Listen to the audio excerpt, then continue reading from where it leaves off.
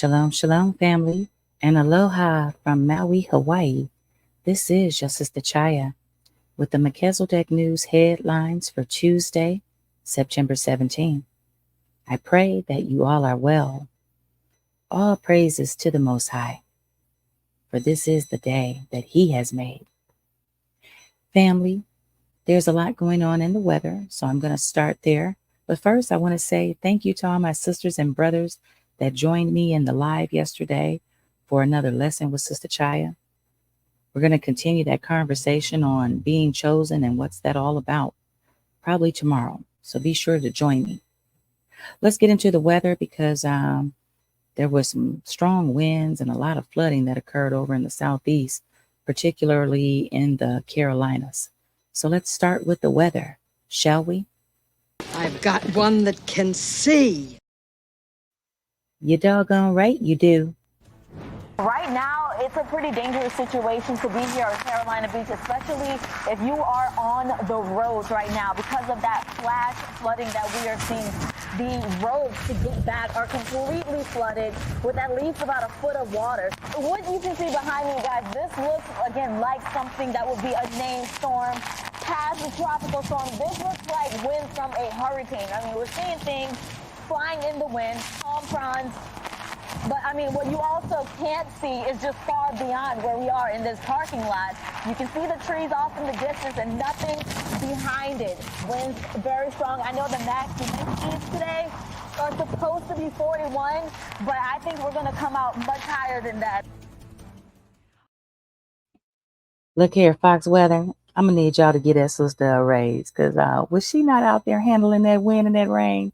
She was like, I got to get this weather report in. She needs a raise and also a hair appointment on you all because she did the thing. Yeah, y'all know I'm crazy. Anyway, family, many of you might have saw this yesterday in Houston, Texas, but they had this natural gas line explosion down there in a residential area. Check this out. It's still burning as I broadcast this. And now we're taking you to Texas, where a burning natural gas pipeline east of Houston has left hundreds of people stuck inside their homes for nearly 24 hours now. This pipeline exploded yesterday, setting houses around it on fire. Janet Shamlian is at the scene in Deer Park and has the latest for us. Janet, good morning to you.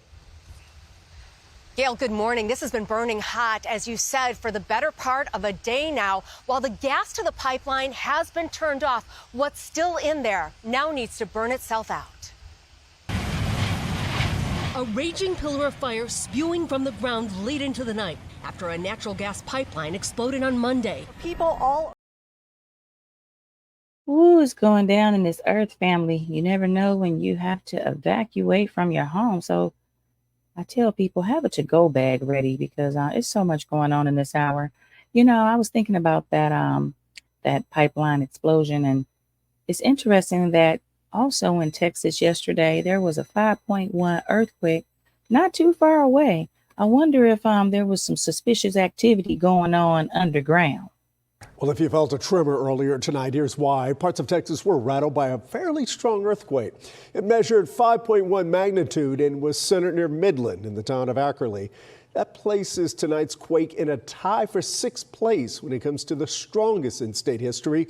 And we're getting reports that people felt it in North Texas, Austin, even Oklahoma City. Meanwhile, over here in California, it looks like they have gotten that serious wildfire that they were experiencing in it's been over a week actually. Looks like they've got it contained, but it looks like it's did tremendous damage and over at least 100,000 acres. A change in weather revealing a new landscape. More than 100,000 Southern California acres scorched. Hi guys. Hello, hello, hey. Evacuees are returning home. So glad. Glad for everyone up top and down here, the whole community. Some finding nothing left. Right here was our workshop and shed, just to see my neighbors' houses and what good people they are. This is now an air attack. Helicopters scooping up water, taking it deep into the wilderness where the fires are mostly burning. Earlier this week, as flames closed in on the Mountain High Ski Resort, snowmakers went full blast, saving most of the resort. And we now know the hero behind this heart-stopping moment. A barefoot woman rescued just in time by Cal Fire Battalion Chief Mike Martinez. Y'all, when I saw that lady coming out of that fire, all I could think about was Lahaina. Yes, last August, here in Maui. These fires look familiar. You better believe everything they say is natural is not natural. Meanwhile, over in Southern California, more evacuations because people are having to leave their homes in certain areas because of landslides and the ground being unstable. And in the process of that, the electric company and the gas company is having to shut people's utilities off. And that's happening in a number of places with the utility companies. You know, there's something suspicious going on with all this. Homes in the Rolling Hills estates are now without natural gas after a shutoff prompted by the ongoing land movement there. Utility crews in Rolling Hills estates just moments ago taking that action. SoCal Gas cutting off gas service to 34 homes. The utility shutoffs don't end there. SoCal Edison says another 51 homes are scheduled to lose their electricity by Wednesday evening. There's no indication of how long the shutoffs might last. Residents say losing utility. He said there's no telling how long the shutoffs will last. So right there, what you're seeing is no power, no electric, to be continued. Also over here in weather, Europe is going through it, particularly Poland, Czechoslovakia, a number of areas, Austria. Check this out. Heavy rainfall pounds Poland. Cities and towns evacuated as roads turned to rivers. This from the Polish Prime Minister.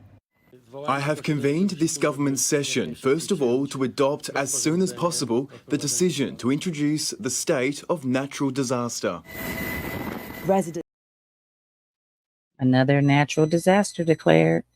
There's been a whole bunch of natural disasters and emergency proclamations worldwide being declared, family. I'll keep you updated on that story. Meanwhile, Mr. Sean Combs, Diddy himself, the feds came in and arrested him yesterday. Back now with breaking news. Sean Diddy Combs was taken into federal custody in New York. This according to TMZ. They're reporting that the rapper was taken to the FBI field office in Manhattan. It appears this is in connection with the ongoing criminal investigation into alleged sex trafficking. It previously led to search warrants being executed at Diddy's homes in Beverly Hills and Miami. This is a developing story, and we will continue to bring you the very latest here on air. Can we say that we're surprised? I don't think so, but I have no comments on that. You reap what you sow. We just got to pray for people. Also, family, you know, sometimes we look at the rich and the famous and we want their money and their lifestyles, and we get to, you know, feeling like what we have is not enough. But I tell you, I'm content with my pockets, because considering what's going on with Steve Harvey owing all this money to the IRS, I'm good. Steve Harvey should not be in debt $25 million to the IRS. Someone discovered a box of Harvey's paperwork with checks worth 7 years of unpaid taxes. It was then that he realized that he owed the IRS $22 million. Over the next 7 years, Harvey paid the IRS $650,000 a month. Here is what happened. Apparently, he entrusted his accountant to go and cash these checks and pay the IRS. Instead, what the accountant did is he cashed the check by pulling the money out of Steve's account to pay himself. So he was basically just saying, oh yeah, it's paid, don't worry about it. Meanwhile, the accountant's cashing the checks, living it up, not paying the IRS whatsoever, and all of those amounts are unpaid. And so Steve discovered this when the accountant passed away and says, wait a second, all the money that I paid didn't go to the IRS, it went to this schmuck here who was stealing it all. That's awful. All I can say is more money, more problems. Meanwhile, they saying it's been a second assassination attempt on Trump. I don't know what to believe, y'all. You know, the world is a stage, and I feel as though we're living in the Matrix and all this is theater. And when I saw this video footage of them taking the suspect in custody, yeah, I think I'm right about things being theater, because when you see these breasts on this man in his little tank top all up for his photo op, I'm like, you know what? Something is more going on to this story right here. New information about the second apparent assassination attempt on Donald Trump in as many months. This is just coming in, too. President Biden tonight spoke on the phone with Trump. The White House describes the conversation as cordial, with Biden sharing his relief that the former president is safe, and then Trump thanking Biden for the call. And it comes as this man, 58-year-old Ryan Wesley Routh, is now facing 2 federal charges after a member of... Y'all see that photo? How they put that all out there? Got his breasts all out. Yeah, y'all, the world is a stage. I'm sure there's more to this story than what the mainstream media is saying. Meanwhile, we need to be worrying about this 8-year-old right here that carjacked her family. Yeah, I said 8 years old. She had to run the target, so she carjacked the family's SUV. The parents of an 8-year-old girl in Ohio will not face charges after their daughter took the family car on a joyride to Target. Yeah, to Target. The girl's parents called police to report her and their SUV missing on Sunday morning. A neighbor told police their home security camera caught the girl getting into the SUV alone. Someone else called to report a small child driving the vehicle. She drove 10 miles to the Target and admitted she hit a mailbox on the way. Officials... This child drove 10 miles. Man, I'm telling y'all, we are living in the last age, because there's all kind of craziness going on. Speaking of craziness, wait till you see this footage at a McDonald's. Yeah, we got a grown woman going inside McDonald's charging up teenagers with pepper spray, and that's not even the craziest. The craziest is this news reporter. Yeah, I need y'all to listen to the gentleman that's reporting on this story, because this had me in a chuckle. Oh goodness, there's so much going on, y'all. Where's the story at? Let's get that. A mother turns up the heat when tensions between high school students escalate at a local Taco Bell. Nope, it wasn't fiery sauce. She literally doused a group of teenagers with pepper spray, sparking a fistfight that is now going viral. We want to go live to Fox 11's Ed Laskos in Carson with more tonight. This is wild, Ed. Oh, this is a really wild one, Marla. The video is crazy, and the story, wait till you hear it, even crazier. The woman shows up at this Taco Bell late last week, or around Wednesday last week, actually. No, she's not looking for jalapenos or sriracha, and she's not packing. She's packing her own heat pepper spray here. Watch this video, will you?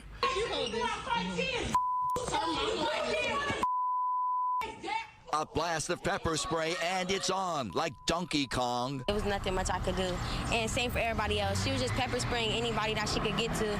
That's the mother of a teenage girl yelling out, "I fight kids," one moment, and the next, spraying away. I say it twice. I finna pepper spray somebody else's daughter, and that's when she fakes like she do it at first, and she calls me a quote-unquote a scary. And they laugh. And they laugh. Not laughing now. It's a wild scene, a free-for-all. Throwing punches. They're down on the floor. Throwing a right, a left, even throwing a hammer punch. It's like something right out of MMA. Going down here at Taco Bell. She kind of tackled me into the wall. Like He said it's going down right here at the Taco Bell. Yeah, it's on like Donkey Kong. I was like, I can't take this. I can't take it. This news reporter, oh my goodness. And y'all think Sister Chaya is something. When I saw that, I was like, let me put in my application for this TV network.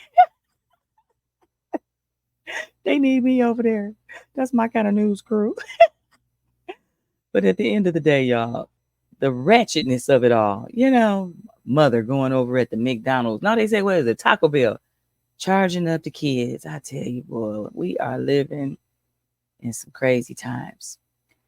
Well, family, we had a number of deaths also over the past week, and I want to share this information. Of course, we lost our legendary Frankie Beverly, but just recently, I think 2 days ago, we lost Tito Jackson, as well as this beautiful ballerina who was 29 years old, who died suddenly.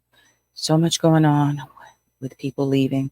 But let me give you all these headlines right here. A star ballerina who made history as the youngest principal dancer at the Dance Theater of Harlem has died at the age of 29. A post on her Instagram page shared the loss of Michaela DePrince, who'd captivated audiences with her performances. DePrince had been adopted when she was 4 by a family from Cherry Hill, New Jersey, after her parents died in the Sierra Leone Civil War. She later became an advocate for children affected by war. DePrince also danced for the Dutch National Ballet in the Netherlands before joining the Boston Ballet.